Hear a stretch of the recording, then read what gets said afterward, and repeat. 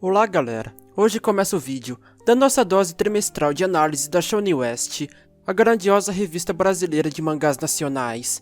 Esse vídeo deveria ter saído em julho, porém como eu estava me matando para ler a novel 16 de Apotecário em japonês e depois pro vídeo de Liriana, que foi uma das coisas mais trabalhosas de todas, então eu acabei enrolando até o final de agosto.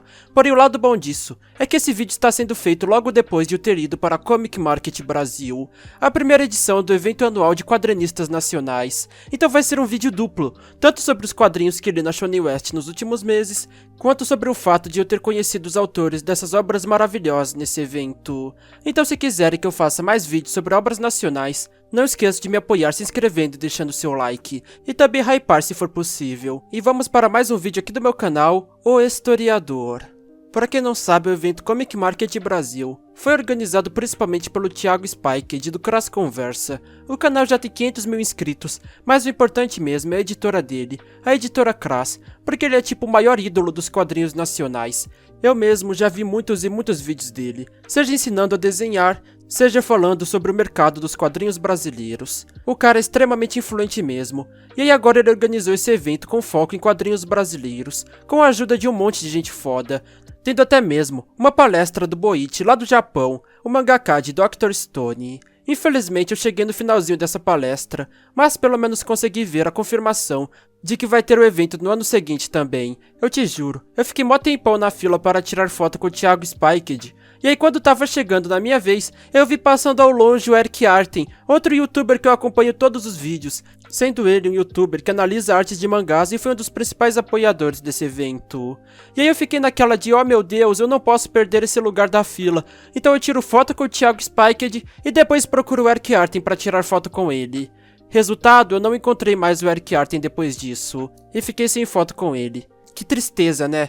Mas além do Thiago Spiked, eu também tirei foto com o Narrativando, que disse que já viu algum vídeo meu e eu fiquei maravilhado com isso, e também tirei foto com o Glitch Talent, o autor de Sense Life, o mangá brasileiro mais famoso e que ainda precisa ganhar vídeo aqui no canal. E eu também tirei foto com Marcos Beck, o dono da Flip Through, o site brasileiro de mangás e quadrinhos, basicamente o webtoon Tapas brasileiro, completamente focado em obras nacionais, e onde a maior obra, obviamente, Sense Life. Eu até falei pro Marcos Beck que também irei publicar quadrinhos na Flip Through, porque lá é o melhor ambiente para um quadrinista como eu. Mas indo um pouco para Shonen West, eu consegui falar um pouco com Maurício Osamu, o cabeça de tudo isso. Eu até vi que ele estava fazendo uma sessão de analisar desenhos de fãs. Quer dizer, o Thiago Spiked também analisava desenhos de fãs, mas eu mesmo estava lá só como youtuber querendo fotos com o pessoal. E ainda falando da Shonen West, um cara que eu conheci foi o autor de Jonas o Quase Mago, o one shot que foi lançado lá na primeira edição e algum tempo depois foi anunciado que se tornaria uma obra serializada periodicamente, porém ainda estamos esperando que comece. E detalhe, o autor de Jonas o Quase Mago adorou quando eu mostrei a fanart que eu fiz, do Jonas apresentando seu TCC para os grandes magos Gandalf, Dumbledore e Patolino. E aí eu fiquei todo feliz que ele gostou, incluindo, eu tô esperando os próximos capítulos de Jonas o Quase Mago. Pode demorar anos, mas ainda assim eu vou continuar esperando. Então galera, vamos começar falando um pouco sobre nossa dose mensal de mangaete nacional, quero dizer, Alice Animo. Essa obra aqui é engraçada, porque eu te juro, eu não sabia os rostos de nenhum dos autores da Shonen West. Então tipo, eu estava no stand da Shonen West no evento, conversando com um rapaz se ia demorar muito pra chegar a autora de Demon Blacksmith, porque eu tinha falado que ela gostou do vídeo do meu canal. E aí o rapaz disse, eu acho que eu já ouvi sua voz em algum lugar, me parece familiar. Pera, você não é o cara que disse que gosta das mulheres peitudas que eu desenho? Aí a minha reação foi de tipo, ah, e quem é que não gosta? Os desenhos de Alice Animo são muito bons de se ver. Brincadeiras à parte, na verdade a minha reação foi de tipo, pera, você é o autor de Alice Animo? Eu preciso de uma foto com você. Aí eu tirei uma foto com ele e tal, o cara é uma gente fina. Infelizmente, nos capítulos mais recentes de Alice Animo, não tivemos fanservice como eu tanto gosto, mas ao invés disso apreciamos essa arte da Alice e da Tumbel vestidas de Bunny Girls. Eu já disse que eu adoro Bunny Girls? Pois é, tá entre as minhas roupagens favoritas. Nos últimos capítulos, nós seguimos a Alice no meio das brigas que ela tinha se envolvido para ajudar os Blacksmiths, como a Tumbel. Porém a coisa se revela bem mais profunda quando aparece esse homem aqui que tinha como objetivo caçar a Alice. E o motivo disso é uma revelação que ele dá, que envolve todo o decorrer da história até o momento. Basicamente, nos foi mostrado desde o começo que Alice, quando criança, foi acolhida pelo herói Vi, que a treinou sua vida inteira, e nos acontecimentos do capítulo 0, durante um ataque de sombras, o Vi misteriosamente foi levado para um portal de origem desconhecida. Por isso que Alice atualmente está buscando seu mestre, já que, por exemplo, houveram avistamentos do Vi em outros lugares, ou seja, ele não desapareceu, ele só foi teleportado para algum lugar. O mistério é por qual motivo e o que ele estava fazendo atualmente. O que foi dito por esse homem que começou a batalhar com Alice aumenta ainda mais o mistério, já que, de acordo com ele, o Vi foi avistado acompanhado por ninguém menos que o Rei Demônio, como se fosse comparsas. A história conta que o Vi se tornou famoso e admirado por todos, após salvar o mundo matando o Rei Demônio. Ou seja, como é possível que atualmente o Rei Demônio esteja vivo e andando lado a lado com o Vi?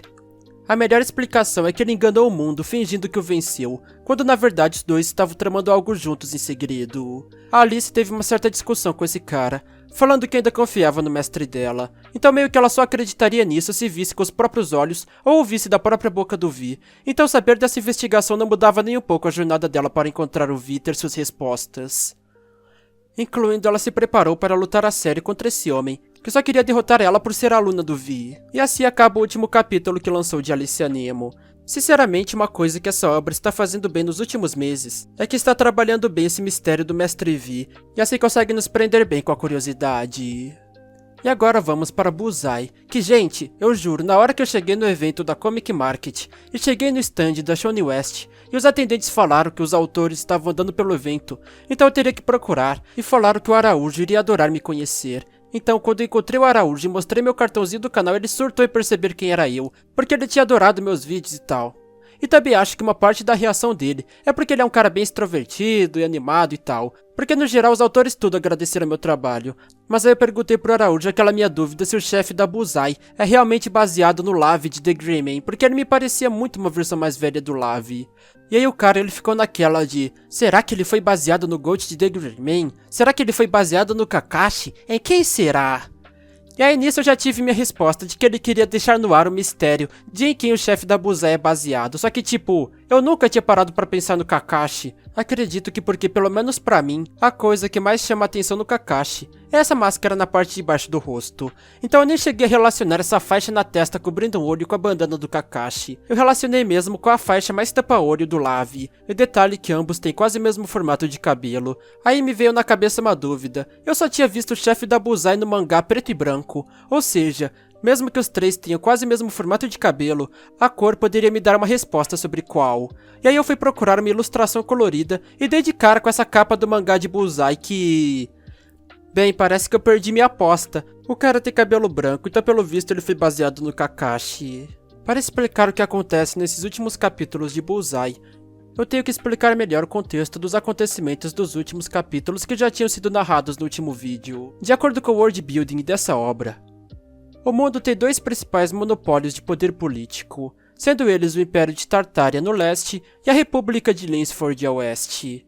É tipo uma guerra fria entre Estados Unidos e União Soviética, tanto que eu acredito que Tartaria seja uma referência à região da Ásia Central que era muitas vezes chamada de Tartária, por ser onde habitavam os povos tártaros, sendo no caso as estepes asiáticas que se tornariam o leste da Rússia, a Mongólia e o norte da China. Só que na internet recentemente, Tartária se tornou uma lenda conspiracionista de uma antiga civilização de gigantes baseados na ideia de, oh meu Deus, olha esses mapas, como pode ter existido uma civilização tão extensa e ninguém se lembra dela? Então, porque em primeiro lugar essa área, por mais que fosse enorme, sempre se resumiu a gelo no norte e desertos ao sul, sendo habitada só por algumas poucas tribos nômades. E sim, todo mundo conhece Tartária, pelo fato de que sua maior tribo, os mongóis, acabou juntando todo mundo e montando o Império Mongol. Então Tartária é só outra forma de se referir a essa área e esses povos. Me desculpe pela aula de Geografia e História, a questão aqui é que como Bullseye é sobre arqueologia, por mais que seja um mundo fictício, há muitas referências à história e geografia do mundo real que podem acabar sendo importantes. Tanto que na República Lansford, o nome Lansford obviamente é em inglês, aí está competindo com Tartária, que na vida real é o leste da Rússia, então a gente consegue ter uma ideia de qual é baseado no Zewa mais Europa Ocidental e qual é baseado na União Soviética. Pois bem, o nosso grupinho da Bullseye estava na República de Lansford, onde o grupo fodão de arqueólogos do governo iriam fazer um grande anúncio que supostamente poderia mudar o mundo todo. incluindo nesse momento, nós somos apresentados a uma professora da Bullseye, que estava infiltrada entre um grupo de espiões da Tartária que tinham ido para a República de Lansford. Aí teve uma batalha, aí descobriram sobre ela teve que lutar e fugir, e a nossa duplinha principal apareceu e ela ficou toda feliz em reencontrá-los. Incluindo temos essa cena, que a professora abraça os dois falando que parece que a cada dia eles estão mais pequenos, e o protagonista fica meio corado em ter a cara pressionada contra os atributos dela, digamos assim. Aposto tudo que vai ter muita piadinha sobre o Benny ter uma queda pela professora. É um evento canônico na vida dos garotos terem matarem alguma mulher mais madura, tipo uma professora bonitona. Mas o importante aqui é que depois de fugir dos agentes da Tartária, eles foram para a multidão ouvir o anúncio da equipe de arqueologia de Lansford. O anúncio tinha duas partes. O primeiro era que fazia muitos anos que o Império de Tartária botava medo no mundo a partir da lenda de um artefato perigosíssimo chamado A Mão de Tifão, e de acordo com essa equipe, eles tinham confirmado que essa lenda era falsa, só para botar medo nas nações inimigas.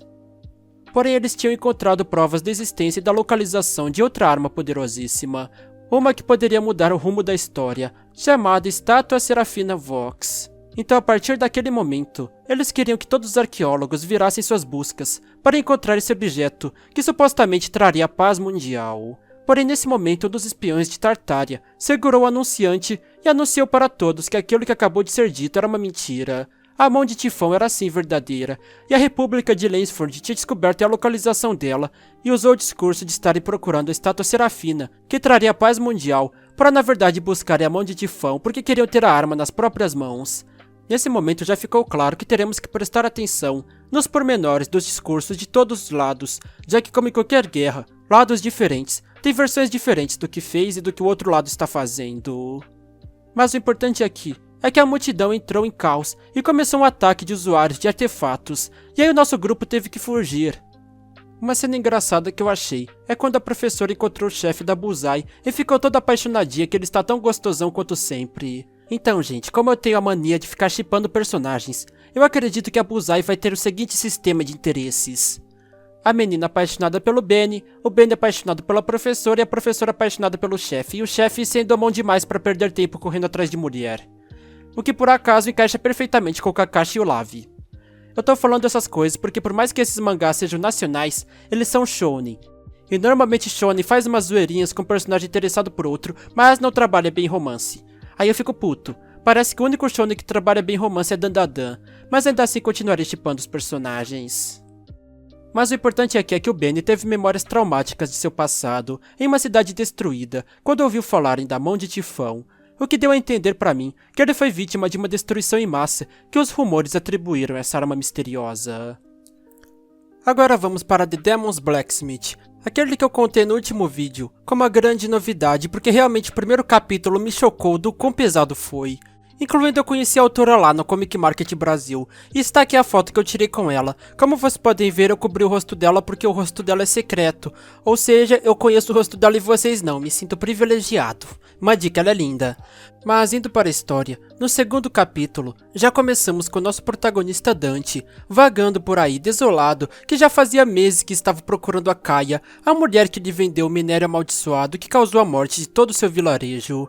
Ele incluindo descreve que sente como se o quanto mais a procurasse, mais distante parecia estar de encontrá-la.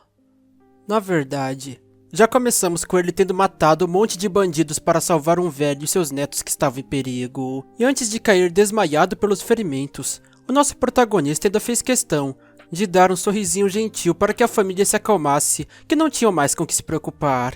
Eu sei que eu falo que essa obra é muito pesada, mas ainda é muito fofo como Dante, mesmo depois de tudo que passou, ainda consegue dar um sorrisinho fofo de que vai ficar tudo bem. Incluindo, gente, eu sempre achei esse Dante bem familiar no design. Tipo, a obra no geral me lembrava Berserk, com um cara maromba vagando com uma capa e um espadão gigante, mas ver ele sorrindo assim me lembrou ainda mais que com certeza ele me lembrava algum outro personagem. Aí finalmente eu peguei, ele me lembra o Hércules de Record of Ragnarok, que até hoje eu acompanho os capítulos mensais do mangá. O formato do cabelo é bem parecido, apesar de que quando eu fui olhar as cores, mais uma vez caí naquilo de achar que fosse laranja, mas quando cheguei na ilustração colorida vi que é branco. É que eu tô acostumado a ver os mangás em preto e branco, né? Aí as cores ficam na dedução. A gente então vê o Dante acordando na casa da família que ele salvou e que cuidou dele como agradecimento e foram super gente boa com ele. E quando ele perguntou onde estava sua espadona gigante, falaram que como era super pesada, não conseguiram carregar para casa e por isso simplesmente enterraram ali na floresta onde estava. O avô e os netos resolveram levá-lo para onde estava a espada. Mas quando chegaram lá, um grupo de mercenários já estava esperando e capturaram uma das crianças. De acordo com eles, receberiam uma recompensa bem grande para capturar o Dante. Agora, de quem veio essa recompensa? Um mistério. Nosso protagonista pediu que soltassem os reféns e ele se entregaria, e fizeram isso. Mas assim que as crianças foram correndo para os braços do vô, os mercenários filhos da puta mandaram uma chuva de flechas para acabar logo com toda a família, mas nosso protagonista conseguiu reagir a tempo, entrando na frente. Coberto de flechas, ele conseguiu salvar as crianças, mas quando olhou para trás, o avô tinha recebido uma flechada bem no meio da testa. O Dante entrou em choque lembrando de todo mundo que ele perdeu, mas sinceramente, acabou apenas concluindo que isso já não doía mais. E com um rugido de ódio e uma explosão de escuridão, nós já cortamos para ele aprisionado numa masmorra, nos trazendo o mistério de como ele foi parar lá, e portanto um gancho foda para os próximos capítulos. E agora vamos falar um pouco sobre Blue Steel, cujo autor, o Sr. Inkman, infelizmente eu não encontrei no evento. Quer dizer, mesmo que eu encontrasse eu teria que tapar a foto dele porque eu soube que ele também mantinha o rosto em segredo. Mas independente disso, indo agora para a história desses últimos capítulos, nós tivemos um desfecho que tenho que recapitular um pouco o que aconteceu. O Joe e seu amigo Coça Coça resolveram preparar um assalto, e para isso chamaram a ladra Emily para ajudá-los. O plano se resumia ao seguinte: eles iriam até um cassino onde estaria um engenheiro muito influente e a Emily teria que se aproximar o suficiente para clonar a pulseira do homem. Tipo, eu não entendi o método exato de clonagem ao qual eles se referiam, mas o objetivo era obter os dados secretos sobre o projeto Blue Steel. E assim, quando nossa duplinha entrou disfarçada no cassino, podemos apreciar o Joe de terno e a Emily vestida de maid. Eu acho que quem conhece o canal, eu nem preciso dizer do quanto eu adoro maids, né? Maids são muito fofas. O divertido aqui é que o Joey já se aproximou do professor de engenharia, afirmando que era um fã dele, aluno lá da universidade onde ele trabalhava, e queria uma carta de recomendação, então eles iriam ficar apostando no cassino, e se ele ganhasse conseguiria isso. E o professor, obcecadão por apostas, aceitou, porque ficou impressionado com a audácia do moleque em desafiá-lo. Mas o melhor foi quando o professor ficou animadão em jogarem um contra o outro, e aí o Joey meteu essa: e que tal eu contra você contra todo mundo? A gente sai pelo cassino apostando em tudo o que quiser contra quem quiser, e quem de nós dois tiver mais fichas em 3 horas vence a aposta. E aí até eu fiquei daquela de: olha a audácia desse filho da puta. Um negócio assim, obviamente seria muito mais interessante para um obcecado em apostas, e nosso menino acabou saindo no lucro, que poderia andar pelo cassino procurando formas de roubar para ganhar fichas. Eu falo roubar, porque além das habilidades elétricas dele, ele ainda tinha o coça-coça vendo tudo de todos os lados pelas câmeras.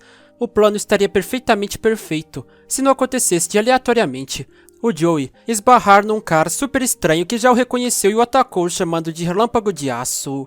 Aí começou uma lutaria brava do Joey, escapando dos ataques do mercenário, que usava poderes, tecnologias e os caralho a quatro. E o Joey naquela de: oh meu Deus, eu não sei quem você é, mas o homem obviamente sabia muito bem quem ele era, por isso inclusive estava o caçando. Até o momento que ele atira a própria mão como se fosse um canhão, dando a entender que ele é uma espécie de ciborgue. E ao fim do último capítulo que lançou, ele dá uma dica sobre quem ele é e o que ele procura, com a seguinte fala: eu sou um arauto da evolução, e você é uma peça fundamental para o projeto Anagênese. E com isso o último capítulo já lançado de Blue Steel terminou com um gancho que eu não tenho muito o que fazer além de esperar a próxima edição. No caso de Kintsugi Warrior, outra obra que eu infelizmente não consegui encontrar o autor para tirar foto, eu queria dizer principalmente que subverteu bastante as minhas expectativas. Porque lá no primeiro capítulo, e com essa imagem do protagonista como estátua de samurai, eu imaginei muito que seria uma obra até que bem infantil, tipo Digimon ou Blue Dragon, onde cada personagem tem seu monstro e com isso vai vivendo suas aventuras contra inimigos que vão aparecendo. Na verdade, Kintsugi Warrior já começou com algo diferente, que era o mistério dos terremotos silenciosos, e o colecionador querendo comprar a estátua do samurai. Então meio que até o ponto atual da história, estava trabalhando muito mais com esses mistérios, e nem o sinal desse sistema de brota inimigo, luta com seu monstro e assim por diante, como eu achava que seria.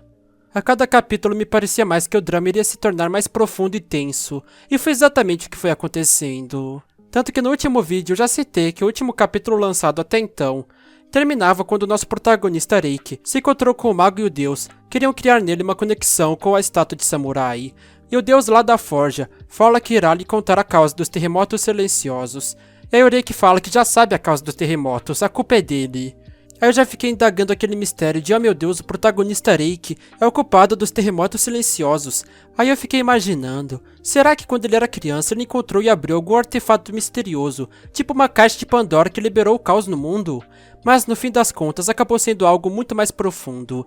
Porque então vamos para o seu flashback, que começa já no seu nascimento, porque nós literalmente vemos que ele nasceu no momento em que o primeiro terremoto silencioso aconteceu.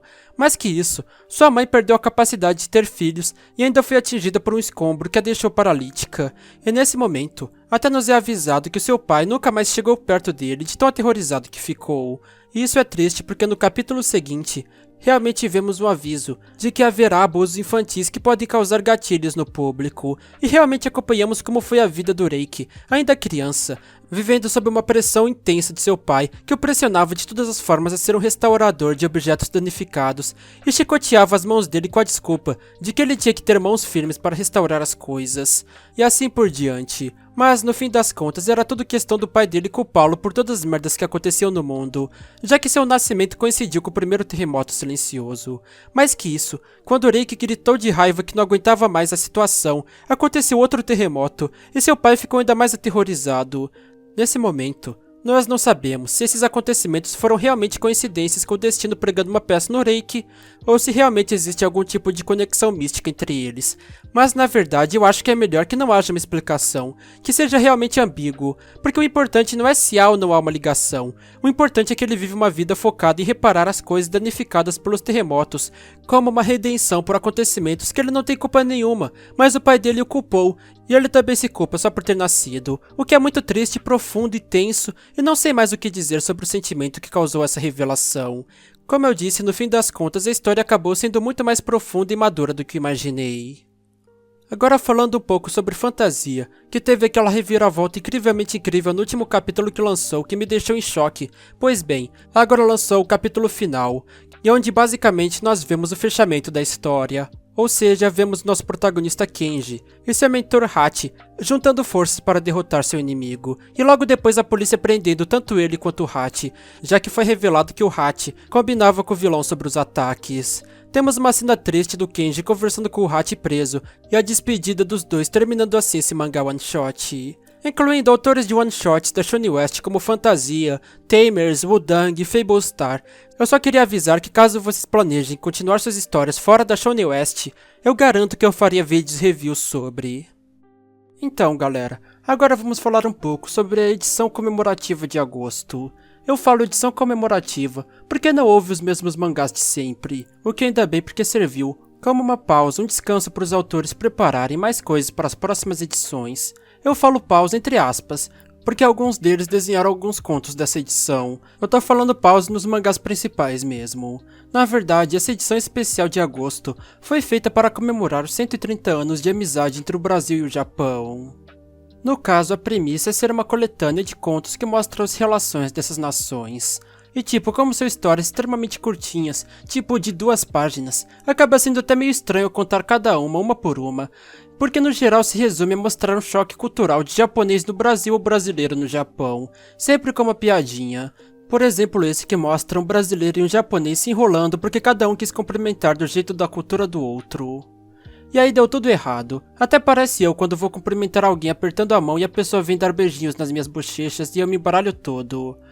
Mas então gente, essa última edição comemorativa está disponível de graça no site, então meio que eu recomendo que vocês a leiam por vocês mesmos, sabem? Assim vocês vão acabar rindo ou se identificando com alguns contos. E com isso gente, eu espero vê-los novamente nos próximos vídeos aqui do meu canal, O Historiador.